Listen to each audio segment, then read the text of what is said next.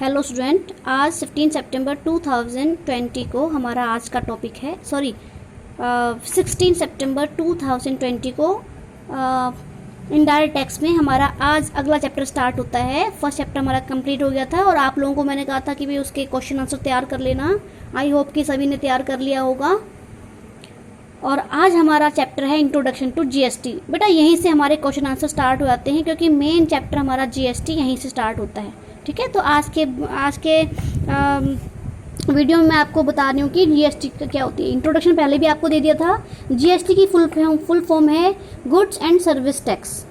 ठीक है, अभी जीएसटी को इंट्रोड्यूस करने से पहले इसके कारण जानने पड़ेंगे। भाई जीएसटी क्यों इंट्रोड्यूस किया गया? क्योंकि जो हमारा प्री जीएसटी स्ट्रक्चर, मतलब कि जीएसटी जो है, जीएसटी के आने से पहले जो हमारा इनडायरेक्ट टैक्स का स्ट्रक्चर था वो बहुत टफ था। और कैसा था वो आपको जानना बहुत ज़रूरी है। ठीक है, तो देखो, India has a thriving and continuously adopting new changes in accordance with the state of the country.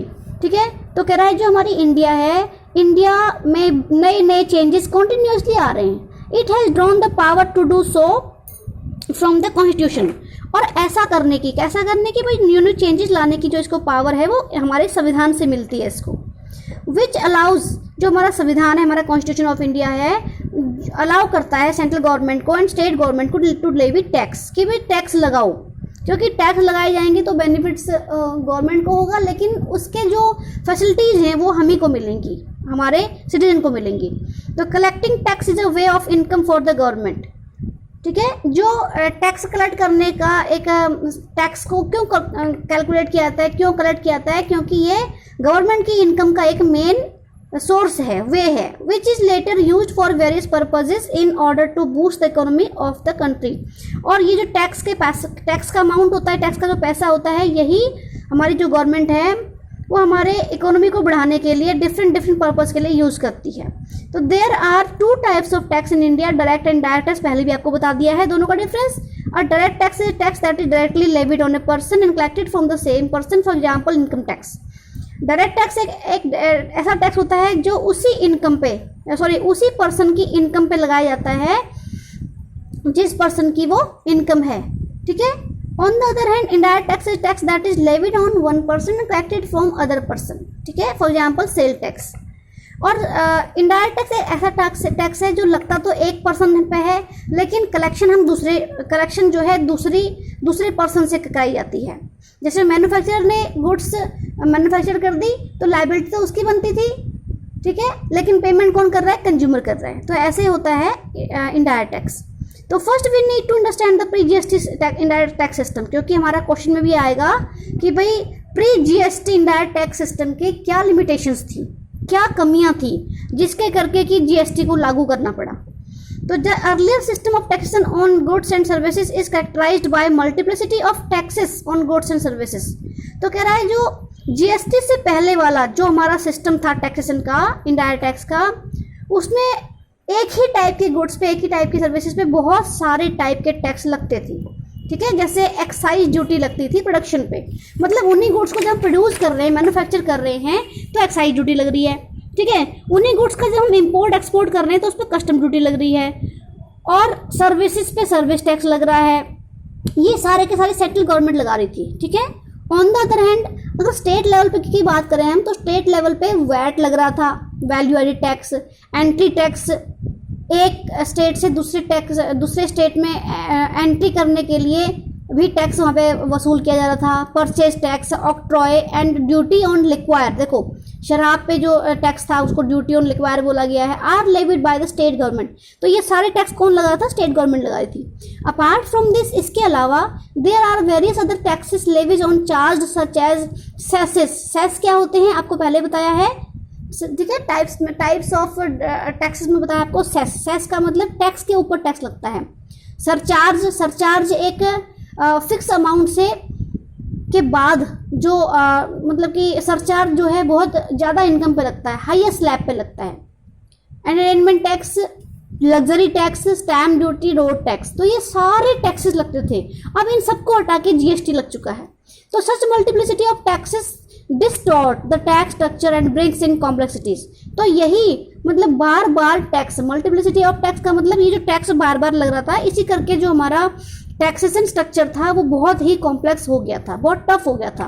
तो देखो प्री जीएसटी स्ट्रक्चर में, प्री जीएसटी स्ट्रक्चर में देखो एक्साइज ड्यूटी थी, ठीक है, सर्विस टैक्स था, सेल टैक्स था, वैट था, सीएसटी सेंट्रल सेल टैक्स था, कस्टम ड्यूटी थी, एंटी टैक्स था, एंटरटेनमेंट टैक्स था, ये इतने टाइप के टैक्स थे। अब इन सबको हटाकर, कस्टम ड्यूटी तो अभी भी है इंटरनेशनल लेवल पे, और बाकी सारे टैक्स को हटा के जीएसटी लगा दिया गया। तो ये बेटा देखो यही लिमिटेशन इनका, इसका तुमने एक लॉन्ग क्वेश्चन तैयार करना है कि प्री जीएसटी टैक्स स्ट्रक्चर की क्या प्रॉब्लम थी, लिमिटेशन थी, ठीक है। मैं यहाँ पे लिख रही हूँ limitations of pre GST structure, ठीक है। सबसे पहले मल्टीप्लिसिटी ऑफ टैक्स आपको पढ़ा दिया मैंने।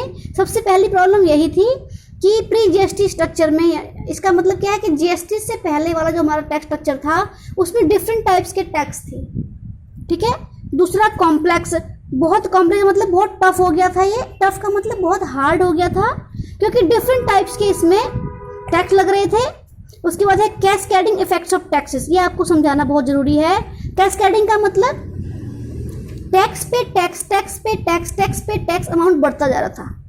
जैसे लहरें उछलती है ना, समुद्र की लहरें, उसको बोलते हैं कैस्केडिंग इफेक्ट। वैसे ही टैक्स पे टैक्स लगता जा रहा था। In earlier indirect tax structure in India there was cascading of taxes due to tax on tax, मतलब एक पहले मैन्युफैक्चरर टैक्स पे कर रहा है तो वो एजेंट से वसूल कर रहा है, एजेंट जो टैक्स लगा रहा है तो उसको वो वसूल कर रहा है अपने रिटेल क्या है होलसेलर से। होलसेलर जब उसको उसी गुड्स को सेल कर रहा है रिटेलर को, तो वो अपना जो दिया हुआ टैक्स है वो वसूल कर रहा है रिटेलर पे, रिटेलर फाइनली कंज्यूमर से। तो कंज्यूमर ने देखो सबसे पहले मैन्युफैक्चरर का टैक्स पे किया उसके हिस्से का, ठीक है, क्योंकि मैन्युफैक्चरर ने वसूल कर लिया ना। उसके बाद एजेंट के हिस्से का ही पे किया, उसके बाद जो है होलसेलर का, फिर रिटेलर का, और अपना टैक्स भी वो पे कर रहा है। देखो तो ये टैक्स पे टैक्स करके जो कंज्यूमर था उस तक गुड्स बहुत ज़्यादा महंगी बिकती थी, ठीक है। तो no credit of excise duty and service tax paid was available to the traders while paying the VAT and vice वर्सा।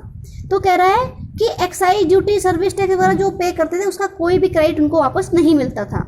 ये क्रेडिट क्या होता है ये तो मैं आगे कराऊंगी। मैं इनपुट टैक्स क्रेडिट कहते हैं कि जितना टैक्स उन्होंने पे कर दिया है उतना उनको वापस मिल जाता था, वो नहीं मिलता था उस टाइम पे, ठीक है, और आज मिल जाता है हमारी जीएसटी में। फिर है टैक्स आर्बिट्रेज। टैक्स आर्बिट्रेज का मतलब कहीं पे ज़्यादा टैक्स लग रहा है, कहीं पे कम लग रहा है। तो multiple tax resulted into tax arbitrage due to multiplicity of taxes, some states had high rate of tax whereas other state had low rate of tax. मतलब कि मल्टीप्लिसिटी ऑफ टैक्स करके कुछ स्टेट तो उसी tax को कम rate पे लगा रहे हैं और कुछ स्टेट उसी टैक्स को ज़्यादा रेट पे लगा रहे हैं। फिर है लैक ऑफ यूनिफॉर्मिटी। यूनिफॉर्मिटी का मतलब एक रूपता, मतलब पूरे देश में टैक्स जो लग रहा था वो अलग अलग लग रहा था, तो लैक ऑफ यूनिफॉर्मिटी हो रही थी। समझ रहे हो कि भाई एक रूपता नहीं थी, समान टैक्स नहीं था। जैसे जीएसटी के इन्होंने रेट फिक्स कर दिया, अब हमारे सारे देश में एक ही टैक्स लग रहा है, ठीक है। उसके बाद है complexity in determining the nature of transaction. उसके बाद one big problem in earlier tax system is to determine that whether a particular transaction constitute sale of goods और service of supply of services. तो एक बड़ी problem क्या थी पहले वाले टैक्स स्ट्रक्चर में कि ये पता लगाना बहुत मुश्किल हो रहा था कि जो एक टाइप का ट्रांजैक्शन है वो सेल ऑफ गुड्स है कि सप्लाई ऑफ सर्विसेज है। मतलब क्या माने उसको, क्या मान के हम उस पर टैक्स लगाएं, ऐसा कुछ पता नहीं लग रहा था, ठीक है। तो वहाँ पे टैक्स लगाने में प्रॉब्लम आ रही थी। फिर है multitude of exemptions. Under the earlier system businesses enjoyed many kinds of exemption and concession under different levels which break the chain of VAT and thus created distortion, ठीक है। वो कह रहा है कि भाई जो हमारा पहले वाला सिस्टम था टैक्स का, उसमें जो बहुत सारे जो बिजनेस फर्म्स थी उनको बहुत टाइप के एग्जेम्पशन मिल रहे थे, कंसेशन मिल रहे थे।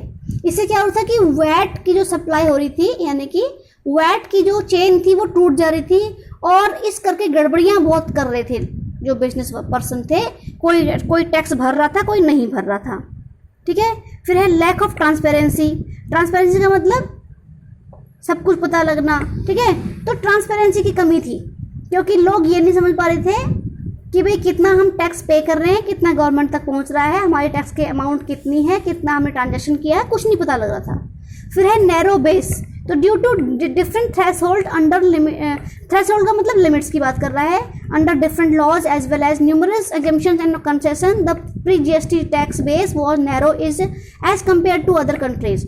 तो हमारी कंट्री में क्योंकि डिफरेंट टाइप्स के अलग अलग लॉज लागू थे, स्टेट लेवल पे अलग नियम चल रहे हैं, सेंट्रल लेवल पे अलग नियम चल रहे हैं, तो बहुत सारी एग्जेम्पशन मिल रही थी, बहुत सारी कंसेशन मिल रही थी। ठीक है, इस करके ये नहीं पता लग रहा था कि भाई हमारा बेस कैसा है, तो हमारा बेस इनका नैरो रह गया, उस करके हमारा टैक्स स्ट्रक्चर सही नहीं चल रहा था। फिर है लिटिगेशन। लिटिगेशन का मतलब क्या करना कि किसी के ऊपर केस करना। तो in India rate of litigation for matters related to indirect taxes was very high. तो लिटिगेशन बहुत ज़्यादा मतलब कि एक दूसरे के ऊपर जो केस कर रहे थे वो बहुत ज़्यादा हो गए थे। There were many contradiction and ambiguities in indirect tax laws in India। और प्री जीएसटी स्ट्रक्चर से पहले प्री जीएसटी स्ट्रक्चर में इंडिया में बहुत सारे ऐसे इनडायरेक्ट लॉज थे कि उनमें कॉन्ट्राडिक्शन मतलब कि वो उन नियमों को तोड़ रहे थे, कोई टैक्स भर रहा था, कोई नहीं भर रहा था, कोई छुपा रहा था। एम्बिग्विटीज का मतलब गड़बड़ियाँ बहुत थी, क्लियरिटी नहीं थी। Applicability, exemption, valuation, classification, input tax, credit, penalties etcetera as few reasons that led to non ending litigation in the country. ठीक है, एप्लीकेबिलिटी का मतलब कहीं पे कोई टैक्स एप्लीकेबल हो रहा है, कहीं पे नहीं हो रहा है, एग्जेम्पशन मिल रही है, नहीं मिल रही है, वैल्यूएशन गलत की जा रही है, क्लासिफिकेशन नहीं सही किया जा रहा है, इनपुट क्रेडिट कहीं पे मिल रहा है, कहीं पे नहीं मिल रहा है, पेनल्टीज कहीं पे लग रही हैं, कहीं पे कम लग रही हैं। ये कुछ रीजन थे जिनके करके कि लिटिगेशन बहुत ज़्यादा हो रहे थे कंपनी में। ठीक है बेटा, तो ये सारे जो मैं तुम्हें नाम गिनाए हैं ना, एप्लीकेबिलिटी, एग्जेम्पशन, वैल्यूएशन, क्लासिफिकेशन, ये मैं तुम्हें क्लियर करूंगी आगे। ये सारे हमारे चैप्टर्स हैं, एक एक चैप्टर सारे हैं ये। ठीक है, तो लिटिगेशन का मतलब केस कर रहे थे लोग एक दूसरे पे। ठीक है, तो ये 10 पॉइंट्स आपने आज बनाने हैं। ये हमारा है limitations of pre GST structure in India. ठीक है बेटा, बाकी तुम्हें कल पढ़ाऊंगी मैं।